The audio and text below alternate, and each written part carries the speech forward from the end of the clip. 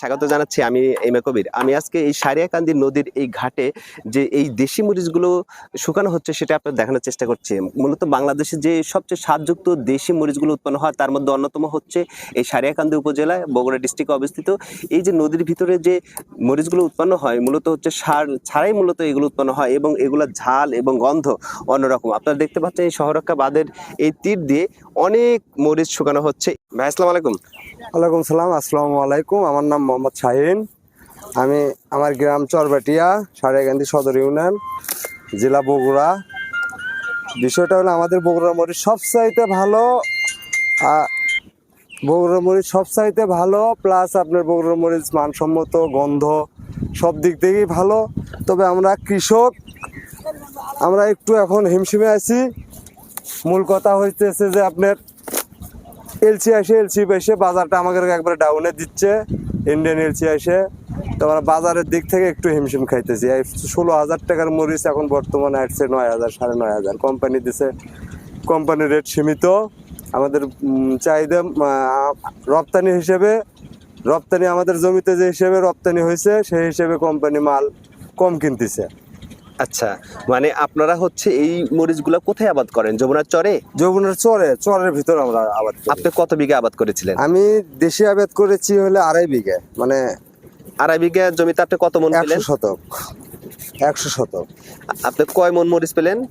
আমি টুবা তুলছি না হলেও 2.5 বিঘা জমি মনে করেন যে 15 মন শুট উঠবে, এটা হালকা ভাবে হলেও হবে। তবে মাপিনি তো এখনো আমি। আমার আচ্ছা, একদম শুকনা করলে 15 মনের মতো হবে। 15 মন হবে। আর প্রতি মন হিসাবে আপনি লোকালি বিক্রি করছেন 8 থেকে 9,000 টাকা। 9,000 টাকা। আর যদি কোম্পানির রেটটা কত দিয়ে থাকে? আরো কম। কোম্পানি রেট দিতে হলে আপনার 9,000 টাকা,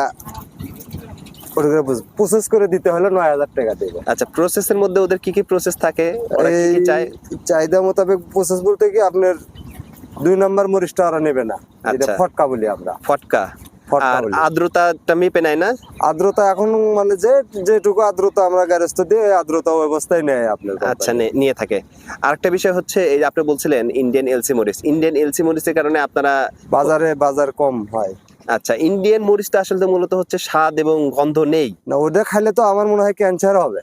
মানে ওটা অনেক মানে কড়া ঝাল, কিন্তু কোনো স্বাদ এবং গন্ধ নেই, কোনো গন্ধ নেই। আচ্ছা, আর এটা হচ্ছে দেশি মরিচ, এটা স্বাদ এবং গন্ধটা অন্যরকম। আচ্ছা, আবার হচ্ছে যারা হচ্ছে ব্যবসা করে লোকালি, যে বিভিন্ন মুদি দোকানদার, তারা যেটা করে থাকে, আমরা যেটা দেখি যে এই যে ফটকা মরিচ দেয় আর ইন্ডিয়ান ওই কারেন্ট মরিচ দিয়ে গুঁড়া করে একটা ঝাল লেভেল নিয়ে আসে। আর শুধু যদি এইটা মানে তারা হচ্ছে গুঁড়া করে বিক্রি করে তাহলে বলে তাদের মানে লাভ হয় না, মানুষ বলে সেই দামটা দিতে চায় না। তো সেই হিসাবে আপনারা এখন ইন্ডিয়ান এলসি মরিচ আসার কারণে আপনারা ক্ষতিগ্রস্ত হচ্ছেন। তা আপনারা যে বললেন যে আগে 15 থেকে 16,000 টাকা করে পেতেন, সেটা কতদিন আগে পেতেন? এটা তো আপনার কিছুদিন হচ্ছে, আপনার ধরেন এই সিজন হওয়ার আগে 2 মাস আগে, 1-1.5 মাস আগেই আপনার মনে করেন 15,000 16,000 টাকা বাজার ছিল। আচ্ছা, আপনাদের এখানে কোথায় থেকে মানে ব্যাপারী এসে মরিচগুলো সংগ্রহ করে? কোথা থেকে আসে? মনে করেন যে বগুড়া থেকে আসে, নওগাঁ থেকে আসে, এদিকে আপনার রংপুরের থেকেও কিছু ব্যাপারী আসে, এসে মনে করেন মরিচ সংগ্রহ করে। আচ্ছা, আপনাদের কৃষি অফিস থেকে কি কি ধরনের সহায়তা পান মরিচ উৎপাদনে? মরিচ সাজেশন আর কি, আপনার মরিচ মানে আপনারা সার, কীটনাশক এই ধরনের সাজেশন দিয়ে থাকেন? ওটা চলে না, ওটাতে ওনারা যেটা দেয় সেটা দিয়ে আসলে চলে না। আচ্ছা, ধন্যবাদ আপনাকে।